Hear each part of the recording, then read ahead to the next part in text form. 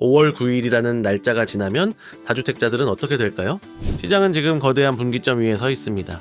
다주택자들에게 주어진 선택의 시간, 즉 양도소득세 중과 유예 조치가 종료되거나 새로운 정책이 예고되는 시점에서 시장의 매물은 과연 시장으로 쏟아져 나올까요? 아니면 다시금 깊은 수면 아래로 잠기게 될까요? 오늘은 다주택자의 셈법이 어떻게 변하고 있는지, 그리고 이것이 무주택자와 1주택자의 자산 운용에 어떤 파장을 미칠지 냉철하게 분석해 보겠습니다. 우선 현재 시장에서 가장 빈번하게 언급되는 핵심 용어인 양도소득세 중과와 보유세의 개념부터 명확히 짚고 넘어가야 합니다. 이 두 가지 세금은 다주택자의 행동을 결정짓는 가장 강력한 변수이기 때문입니다. 먼저 양도소득세란 개인이 토지나 건물 등 부동산을 양도함으로 인해서 발생하는 이익, 즉 소득에 대해 부과하는 세금입니다. 정부는 투기 수요를 억제하기 위해 조정 대상 지역 내에 두 채 이상의 주택을 가진 사람이 집을 팔 때 기본 세율에 더해 추가적인 세율을 부과합니다.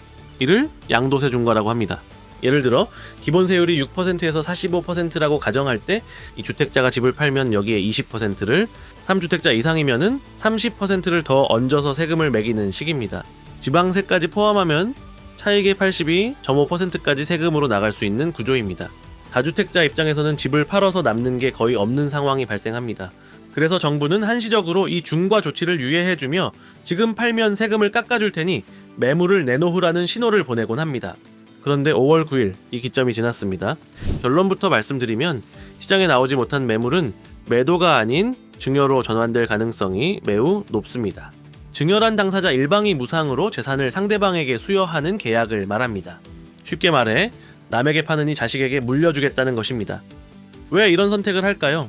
양도소득세 중과세율이 최고 70%, 80%에 육박하는 상황에서는 차라리 증여세를 내고 자녀에게 자산을 이전하는 것이 장기적으로 자산을 지키는 데 유리하다고 판단하기 때문입니다. 특히 부담부 증여라는 방식을 활용하면 전세 보증금과 같은 부채를 포함해서 넘기기 때문에 실질적인 세금 부담을 더 낮출 수도 있습니다. 결국 시장에 나와야 할 매물이 가족 간의 거래로 흡수되면서 시장에 유통 가능한 주택의 총량은 늘어나지 않는 매물 잠김 현상이 심화될 수 있습니다. 그렇다면 팔지도 않고 증여도 하지 않은 나머지 다주택자들은 어떤 선택을 할까요? 바로 버티기 전략입니다. 이 버티기가 가능한지 불가능한지를 가르는 핵심 변수가 바로 앞서 언급된 보유세입니다. 보유세는 말 그대로 부동산을 가지고 있는 것만으로도 내야 하는 세금입니다. 크게 지방세인 재산세와 국세인 종합부동산세로 나뉩니다. 재산세는 모든 부동산 소유자가 내지만 종합부동산세는 일정 기준을 초과하는 고가, 주택 소유자나 다주택자에게 부과되는 징벌적 성격이 강한 세금입니다. 여기서 우리가 주목해야 할 부분은 정책의 방향성입니다. 언급하신 이재명 대통령의 정책 기조를 분석해보면 보유세 압박의 강도가 높아질 가능성이 존재합니다. 하지만 그 타깃은 정교하게 설정될 것입니다. 바로 1주택자가 아닌 다주택자입니다.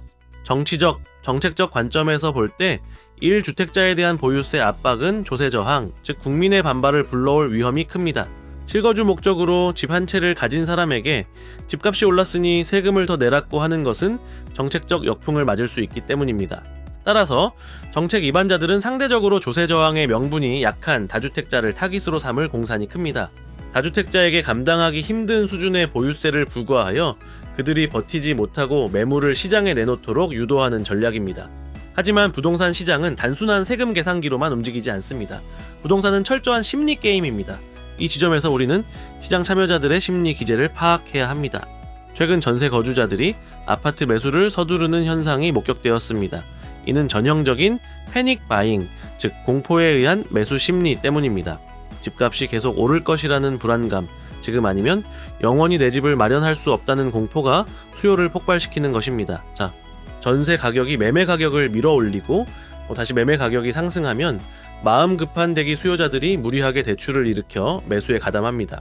이러한 심리를 진정시키는 유일한 해법은 공급에 대한 확신입니다. 내가 들어갈 집은 언제든지 있다라는 안도감이 시장에 퍼져야 합니다.